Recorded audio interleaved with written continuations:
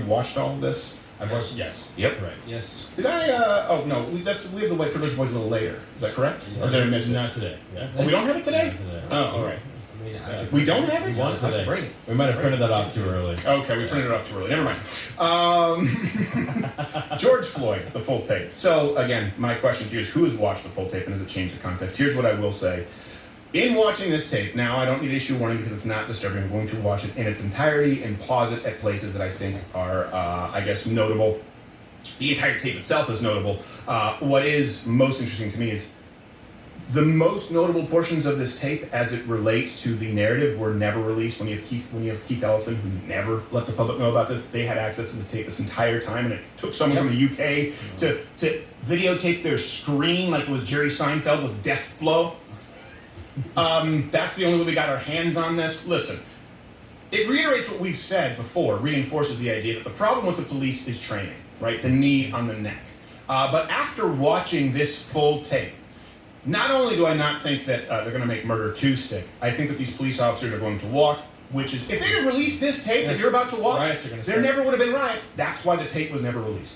No reasonable juror in watching this, and you'll watch it with me, tell me if you think I'm wrong, could actually attribute motive, malicious motive, or certainly racism here.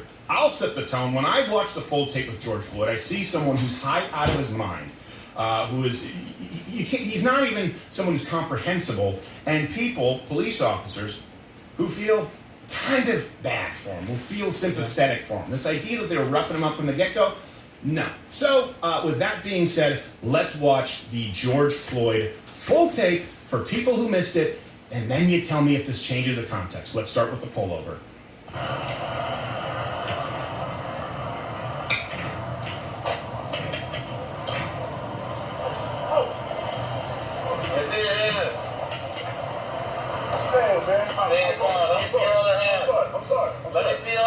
His hand is reaching back there, by the way. Do you see that? His right hand is reaching back. Look at that, reaching back, reaching back. That what you do when cops pull you over, folks? Okay. This is the only time where a gun makes an appearance. Hands on the wheel. Hands are on the wheel. Put your foot back in.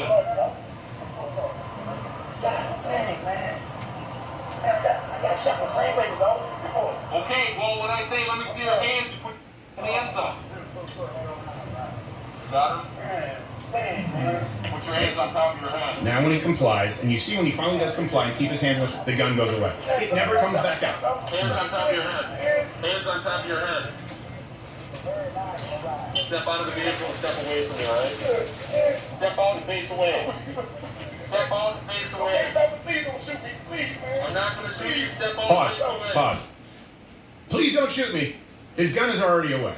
Yeah. Now, I don't know about you, I think it's entirely appropriate when a guy is reaching back and you say hands on the wheel, Sure. and he is not complying at all. Yeah. You have to have a firearm out, because let me change one thing, okay? Hands on the wheel. Oh man, I'm sorry, officer, I'm sad. Bad, bang, bang, bang, bang, bang, bang, bang, bang, click, bang. That's what happens. Right. It does happen, by the way. We have the statistic that an officer is actually 18 times more likely to be killed by a young black male than they are to be killed by an officer. So we need to keep that statistic in mind. Yeah. And then intent there matters. Please don't shoot me. I'm not going to shoot you. And you will see this as a recurring theme, because a lot of people were saying, why aren't police trained in de-escalation? This is picture perfect de-escalation if you watch where this goes. Well, as a civilian, if I'm watching, it looks like an escalation when he pulls the gun out, because I don't know how to read that situation. But yeah, if you can't see one of his hands, he's opening the door without being asked to. Right. He's That happened to protecting me. himself. That happened to me. I broke down. You broke into a liquor store? I broke into a liquor store. Okay, got it. I broke down, and then I was trying to fix my car, and a cop pulled up behind me, and I got out of my car and walked towards him, wasn't thinking. That's stupid. And he was like, get back in the car, get back in the car. I mean, because he doesn't know who I am, Right. obviously. He took his gun out? No, he put his hand on his gun. Oh, because He you said, get back in the car. get back in the car. No, he was pointing. He's like, Okay. get back in the car, get back in the car. And he put his hand on his gun because he Yeah. doesn't know. No, doesn't he know. absolutely doesn't know. That's the only point the gun is there. Right. And what I want people to understand is he says, I'm not going to shoot you. and that's repeated along with other instructions and amenities that will be provided for George Floyd. And I actually mean that. You'll see as we continue. And one other thing I find to be interesting is that regardless of the race of the occupant, that is how officers are trained across the board. Yeah. Like regardless, like if you're reaching around in your vehicle, you are putting yourself at risk. You are indicating that you are not complying. So it would be a different story if he was reaching around in the office. You know, That's using that dangerous phrase. Situation. Which one? He was reaching back. If you're reaching around in your vehicle, well, listen, I don't want to talk about I that. can actually say that officers are more concerned about this motion than they are this motion. Because the motion to the back, you have to swing all the way back around. Right. And sure, you could pull out and do this, but you can do this one just as well. Right. And most people aren't storing their firearms for ready use. Back. And at first he was reaching to the side, and then he was reaching. Exactly. That's why he's reaching here and he's reaching back. And this is the thing: he doesn't comply. Not once, not twice, like 10 times he doesn't comply. And so that becomes a place where, when you're an officer, you have to presume the worst because of the deadly. And just to be clear, I think anyone here who's been pulled over, we don't do that.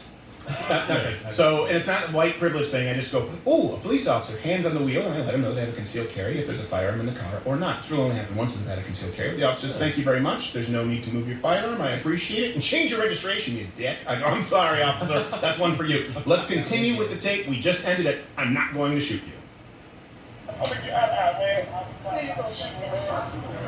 Again, I'm not shooting you. Pause. Didn't just lose his mom. That was 2 years ago. Okay. So again, this shows that he's just. And I don't think he's lying. I mean, when you look at the toxicology report, which is 2 to 3 times what people have said the legal or lethal amount of fentanyl in his system. He had morphine. He had methamphetamine. Now, I'm not a doctor, so I've heard that there have been sort of arguments as to whether it's a lethal amount or legal amount. The point is, there was a lot of fentanyl, morphine, and methamphetamine in his system. He just so happens to be, at this point, the downers counteracted the uppers. This could have been a far more violent altercation. Really, up until the end of it, it's really just kind of more nonsensical. Erratic. Yeah. Step out and face away. Hey, don't shoot me, Mr. Officer, please. Don't shoot me, man. Step out and face away. You're not shooting me, man. I'm not shooting you. Step out. Third time, I'm not shooting you. Yeah. Runs away. He's reaching over to the side there, like you talked about. I didn't know.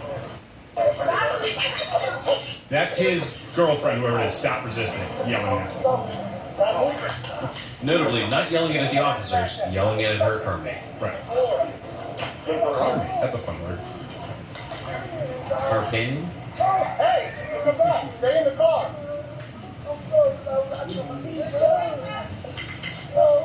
Stop resisting. Yes, you are.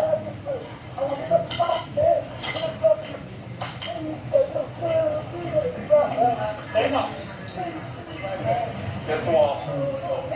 Yes. This is notable too. Let's keep playing. What's the problem?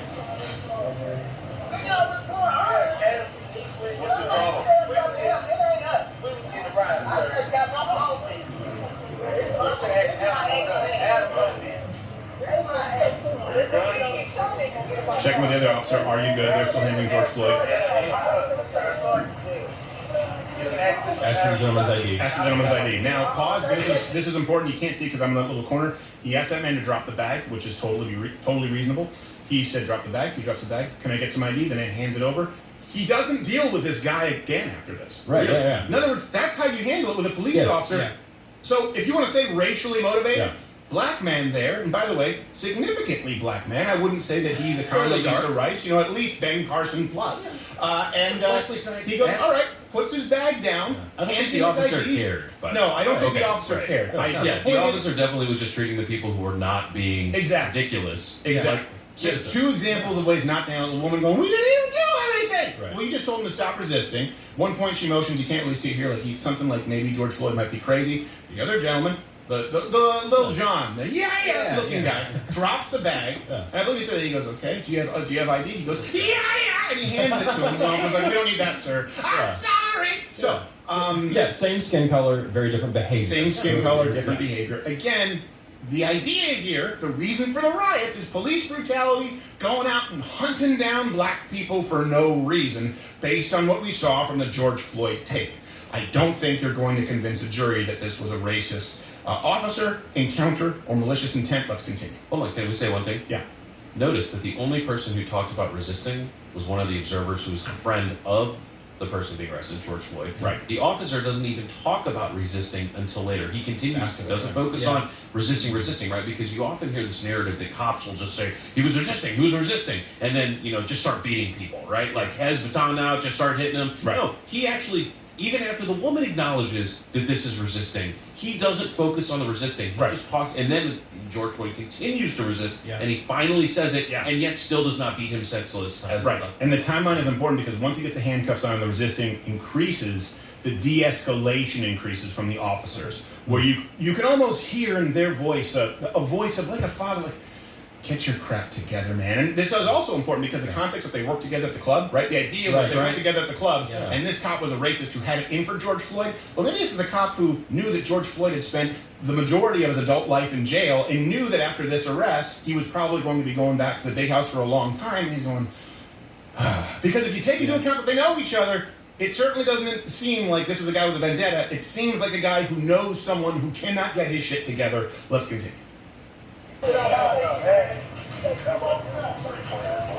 Asked for ID, handed ID. Sir, I just came about tagging, and when I bought a tag, it didn't need to be my God. We didn't even do nothing. You ready? No, I don't. I'm ready to walk on the hill.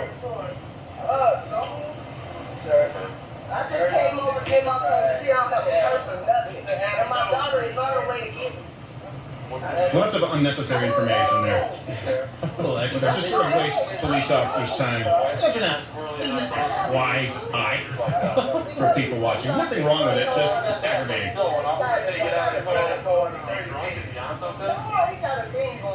There you go. See, she goes, he got a thing going on. So now we change it. She's going, stop resisting! And then she tells the officer, he got a thing going on. So if you're an officer and a guy that size, this is the information that you have. And he's acting erratic, right? Okay, here we go back to George Floyd.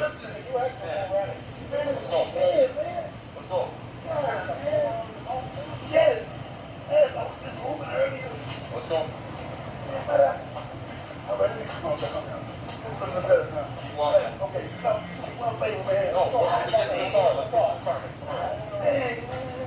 There's that tone of voice. Let's get to the car. It's a dog whistle. It's a dog whistle for N-word. Please go over here. Now watch, they ask him if he's on something, which we know he was.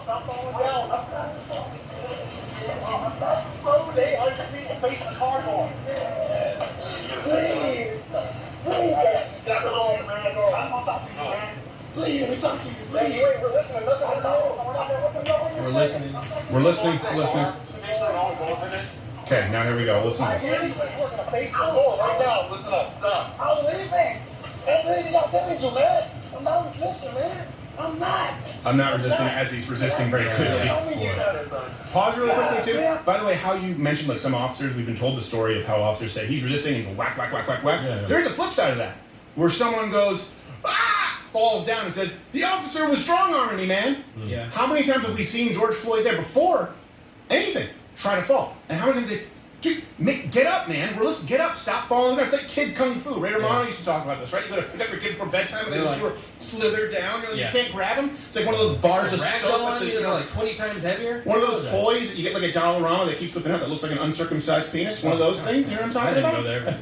Helpful analogy. Yes, I know exactly what That's what it looks like. And it's weird and it's off-putting. I blame Chinese production. Thank you. They just don't have a quality control.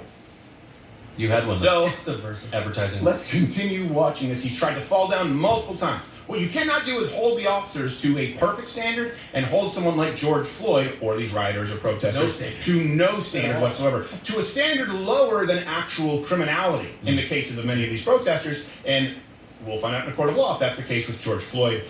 This is where it gets, I think it's very important, again, because you're talking about ruining people's lives, these police officers, where they keep trying to de-escalate. They say, we're with you. Hey, we're with you. We're going to roll down the window. We're going to turn on the air. I want you to watch this carefully and look into your heart and think, I think that we might have been too harsh on Chauvin early on. Because outside of the training that allegedly was taught to him, before that, Not a lot was done wrong here. And then it escalated, and you'll see why it escalated, unfortunately, by demand from George Floyd, who demanded to be put in the ground and refused to get into the car. So, an unfortunate situation. Not saying right now who's right and wrong. We'll see that in the court of law. But this tells a very different contextual story than we were sold, which inspired the riots. Let's continue. I'm not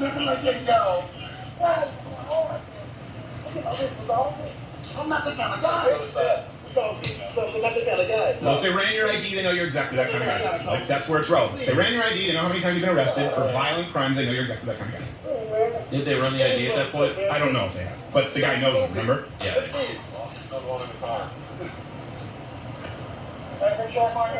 I won't do another job, sorry. No, sir. Nothing. Why don't do me like this? I was these can't get from themselves, man. Trying to fault, but then they're supporting him up. Please stay with me, please. Yes, I'm fine. Stay with me, man. I will. Please stay with me, man. Thank you. God, man. I will stay with you. I will stay with you. Is what he's saying there. Look, pause. That right there, that to me is very telling. For anyone out there who's a wrestler who's done grappling, he's grabbing an underhook. Now, you can grab an underhook and make it aggressive. You can grab an underhook, or no, you can grab somebody and shoulder bump them like a punch. Look at that. He's grabbing him in a way so he has control because his hands are cuffed, but it registers as a hug. And this is while he's saying, we're going to stay with you, man. Come on, man. Please, just get in the car. We're staying with you. We're staying with you. That does not look like a man who's going out there to burn a cross on a lawn. Again, you can find officers using an underhook with someone who's cuffed and using it to commit damage. He could just as easily use that right now because he has a lever, boom, pound him into the car door. And nope, outside of a camera, people would be none the wiser. The point is, if the intent was there, it would be very easy to accomplish. This literally looks like a man trying to comfort someone, saying, we're here, man, we're here with you. Stop. Especially as he's asking to be stayed with. This is somebody he's asking somebody to stay with. He's asking to be stayed with, and he says that he's claustrophobic. It's situational claustrophobia, which applies when the vehicle is going to prison. Right.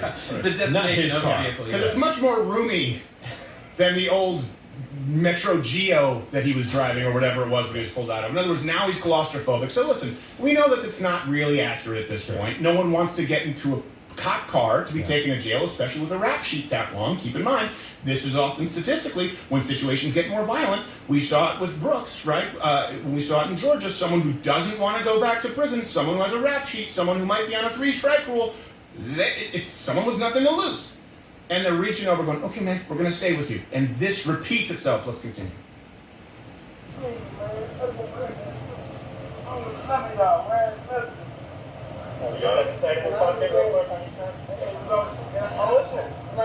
I'm listening.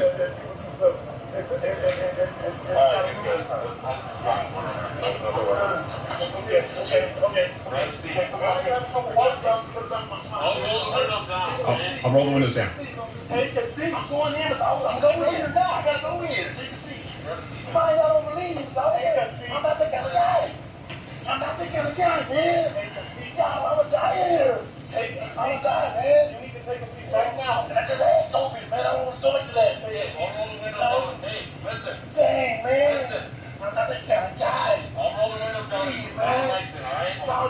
Stop. Pause, just real quick. He said, and he repeats it, but he said, I'll roll the windows down twice. I'll roll the windows down again and I'll put the air on. Yeah, right. That's a car service. Yeah. I'm surprised that's not a Lincoln Town and Country at that point. What is this, the Uber? I can't, for me, I'm just saying this, up until here, the officers at this point were commendable, in my opinion. Up until this point, not talking about what happened after that, but this is pretty damn good de-escalation. I can't imagine a scenario where I wouldn't be punched in the face at this point, where I wouldn't already be on the ground. And in the case, he only ends up on the ground by request, as you'll see later on. I cannot imagine resisting, falling, pushing against an officer, refusing getting into a car without it escalating significantly more than this.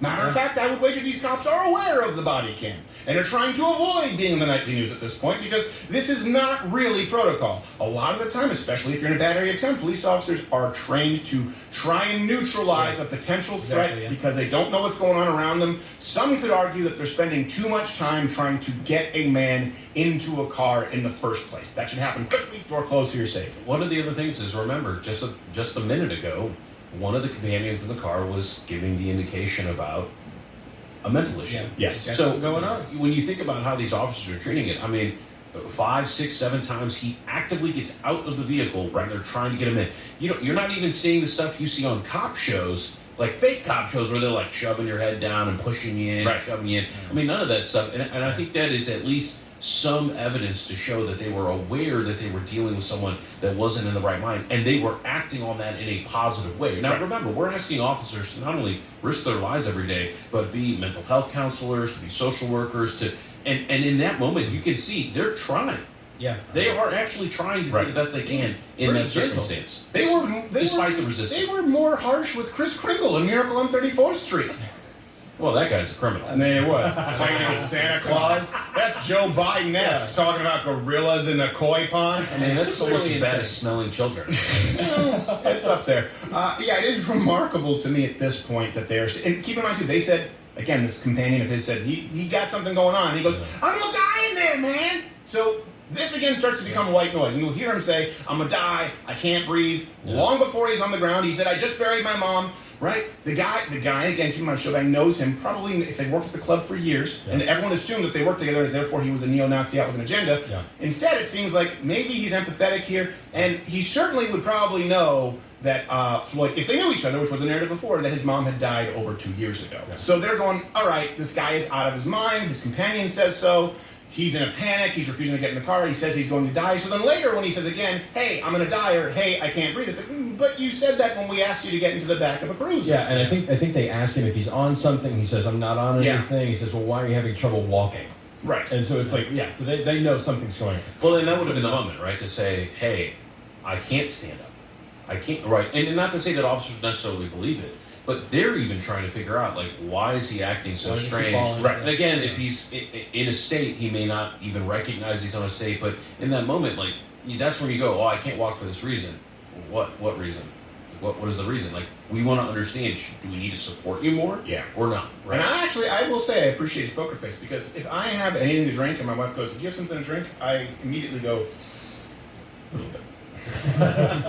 So if I were on fentanyl and my wife goes, are you on a cocktail of methamphetamine, morphine, and fentanyl? I'd be, scotch.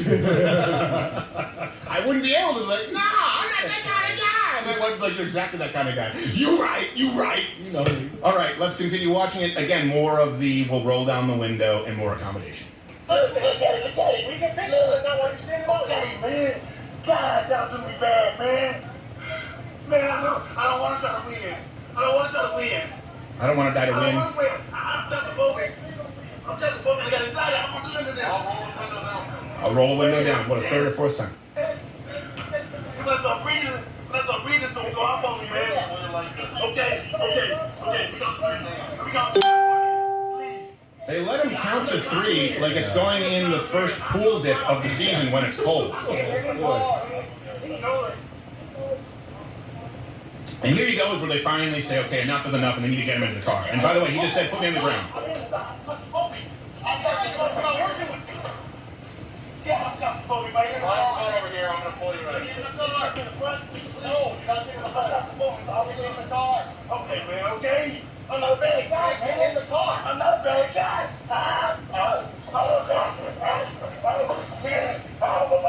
They're not even touching him. Please, please. Please. Oh, take a seat. I can't choke. I can't breathe. I can't choke. I can't breathe. Okay. And then they end up finally pulling him out of the car. So we've seen enough. That's enough for the clip. You guys can go and watch the whole clip. You can search it on YouTube if it's available. I think you might actually have to go search it on a separate website. I believe that was on a separate site. I believe that was from Daily Mail. But again, he was saying, I can't choke, I can't breathe. Yeah. Something else that people don't take into account, he didn't just not comply. He lied about complying and then wouldn't. You go, okay. Ah!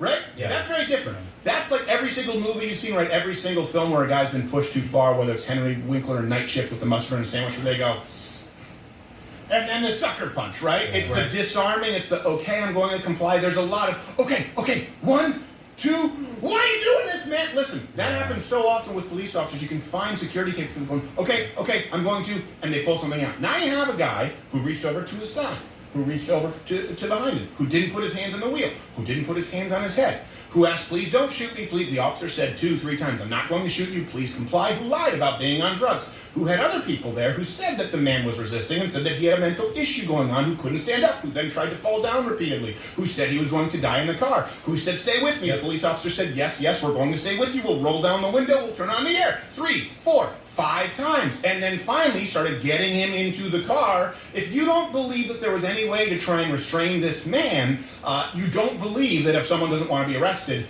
that you have the right to arrest them as a police officer. Yeah. He went to the ground because that was by request. He didn't want to get into the car. Yeah, right, and they consulted him, which is an odd practice, but I mean, even so, they are going above and beyond. And the last portion of this tape, and this also explains, by the way, when they say, well, why didn't the other officers do anything? Well, if you're another officer and you've been holding him gently saying, we're going to stay with you, and he's going, I can't breathe, I'm going to die, I can't breathe, my mom just died, and then he's on the ground going, I can't breathe, you're not going, oh, this guy's dying. You're going, well, yeah, he said that for 8 minutes. Yeah. You know, and when you look at how he's getting pulled out of the vehicle, again, it's what he wanted. He was not trying to get in the vehicle in any kind of way. Didn't want to be in the AC. Didn't want to be with the windows rolled down. Wanted to be outside of the vehicle. Now, that's not to say that, again, that Chauvin was trained properly, was restraining him in the right way. Because in my mind, I wonder, if you really thought the guy was such a danger, why didn't you have multiple officers holding him down, as opposed to just one elderly? I mean, I don't know how old Chauvin is. He looks kind of grisly in the video with his neck on the knee. Right. But, you know... Knee on the neck. Neck on the knee would be a horrible attack. Well, it was upside down. down. I got you right where I want you. Knee on the neck. Knee on the neck. Ow! My knee hair! So then you wonder, like, what, you know, where at that situation was the question, and that does become the problem. When someone is saying over and over again, I had this problem, I had this problem, I had this problem, and it's clear that they're not acting on that problem. When they actually do have the problem, it does make it harder for officers to understand what are they doing. And I think to your point, was there a malicious intent? Was there bad training? Clearly, I don't think anyone's disagreeing on that. Yeah. But up until that moment, the amount of grace that was given for this gentleman, and I think because the woman in the car told them that he was having problems, that's the only reason why he was treated so well up until that point, all circumstances considered. Yeah, no, I think you're exactly right. And I think the most important component to this, not the most important, but again, the riots happened because, remember Hands Up, Don't Shoot? Yeah. Mike Brown was just some kid who got shot by a police officer for no reason. No, it turns out he actually punched the officer and was reaching for his gun repeatedly, and the officer was actually somebody who asked to serve the underserved black community, Darren Wilson. I still feel bad for that guy, because that guy got railroaded, didn't do anything wrong. This was used again as another catalyst because it was a racist officer who worked at a club with him, who went out, who had a vendetta, and just put his knee on his neck because he wanted to exterminate a black man that day. That's what spurred the riots. Again, $600 million in property damage, 900 officer casualties, 14,000 arrests, over 20 people dead. That was the narrative. It's pretty damn clear from this video that they weren't going out lynching or hunting a black person, which also some people were asking questions, but there were other officers here. Some of them were minority officers. Right. Yeah. So wouldn't they stand up if they saw this as some grave racial injustice? I think now it explains the context as to why they may not have. I still think that the training is terrible, that you shouldn't put a knee on a neck, but that really is a problem with the training. And allegedly the seminar, when someone came in and taught this technique to police officers, it doesn't show I don't see any sign here, any inkling of racism or looking to harm somebody. I actually see officers who are pretty empathetic, who are pretty tolerant, who know that this is someone who cannot get their crap together, is high out of his mind, is a walking, ticking time bomb, by the way. This is a man who wasn't going to live very long, and stress, this is not something new. If you're on fentanyl, I mean, you could die from fentanyl just from fentanyl, period. Right. You take fentanyl, you're dead. The size of a grain of sugar, right, size of a Rice Krispie fentanyl. Snap, crackle, pop, you died from fentanyl. It's that bad fentanyl. It's just a tiny little rice kernel can kill you. Fentanyl, morphine, methamphetamine can kill somebody. You add COVID on top of that, a pre-existing heart condition, and then stress of an arrest because you're likely getting into the back of a paddy wagon, going to the big house for a while. I don't even know, and this is why we have to wait to see the coroner's report, that he died from the knee and the neck necessarily. And this is why it's important, because this was the catalyst for all the riots, and people want to paint the black community with a broad brush. New statistic that comes out from Gallup, 81% of black Americans either want the same or more police presence in their neighborhoods. Look at that. Only 22% want to get rid of them. You know why? Because most black people, or something on my lip, is what's going on? Garrett, what did I have? What did I have? No, it's just a little spittle. And a little spittle? Yeah. Was it looking like Joe Biden with a beard? Is that what it looks like? Gorillas in the koi pond!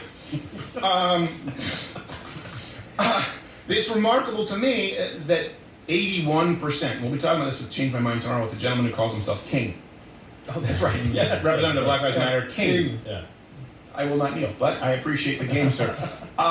More black Americans, 81% to be exact according to Gallup, probably feel as that black man did there, the Lil Jon black man who put his bag down and showed his ID, Like Bam. never to be heard from again during that altercation.